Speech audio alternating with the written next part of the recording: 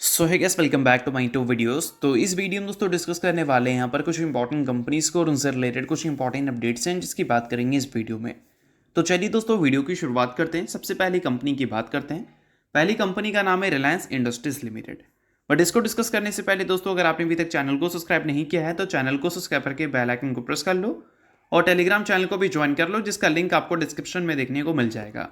और एक डिस्क्लेमर भी है, जो भी कंपनी से रिलेटेड न्यूज़ एंड अपडेट्स हम लोग कवर करेंगे वो सारी न्यूज़ एंड अपडेट्स सिर्फ और सिर्फ एजुकेशन पर्पस के लिए, सीखने के लिए है। तो इसको किसी भी तरह का इन्वेस्टमेंट एडवाइस मत समझना, आप खुद से रिसर्च और एनालिसिस भी कर सकते हैं। तो चलिए दोस्तों वीडियो की शुरुआत करते हैं। सबसे पहले बात करते हैं रिलायंस इंडस्ट्रीज से रिलेटेड कुछ इंपॉर्टेंट न्यूज़ एंड अपडेट्स के बारे में।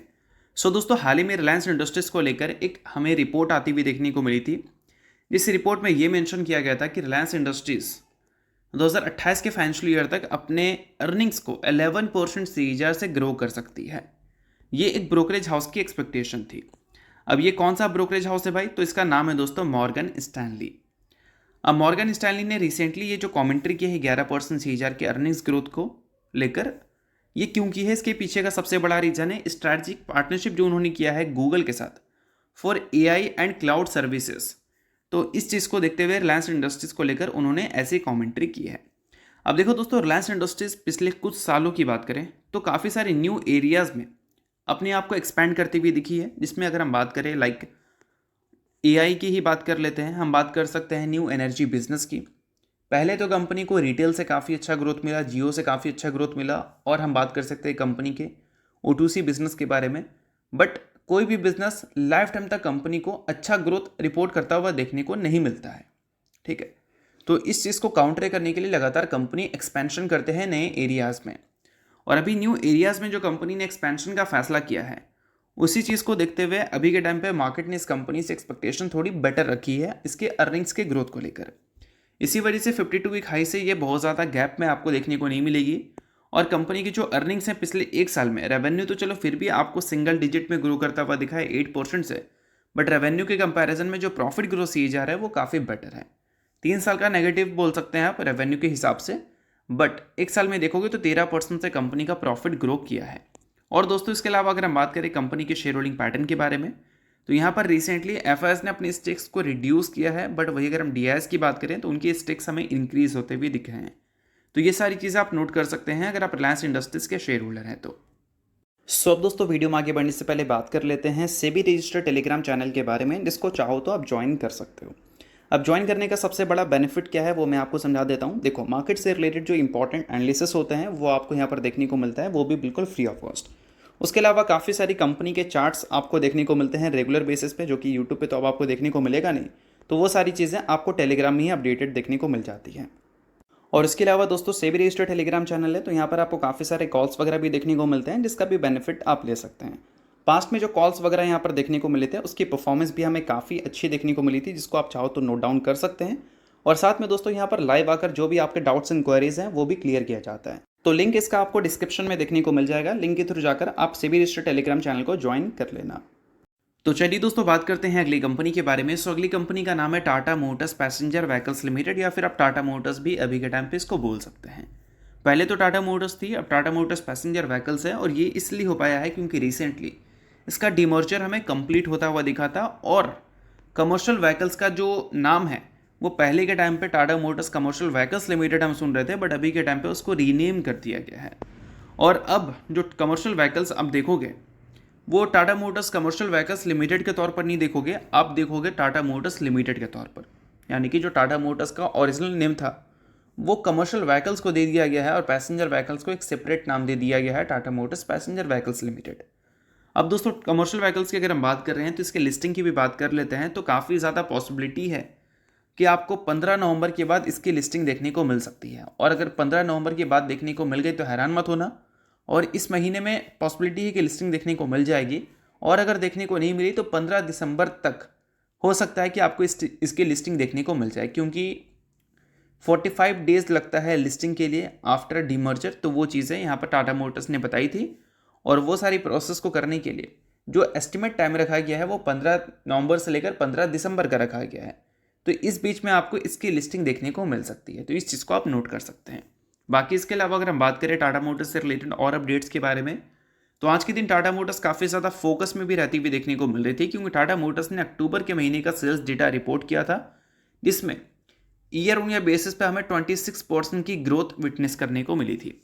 अगर हम दोस्तों बात करें कंपनी के मंथली होलसेल के डेटा के बारे में, तो इस बार कंपनी ने 61,295 यूनिट बेचा है, जो कि अगर हम देखें रीसेंट डेटा के हिसाब से तो ये कंपनी का हाईएस्ट एवर सेल है, 77% शेयर इन मंथली सेल। और इसमें एसयूवी का जो कंट्रीब्यूशन है वो 47,000 यूनिट्स का है।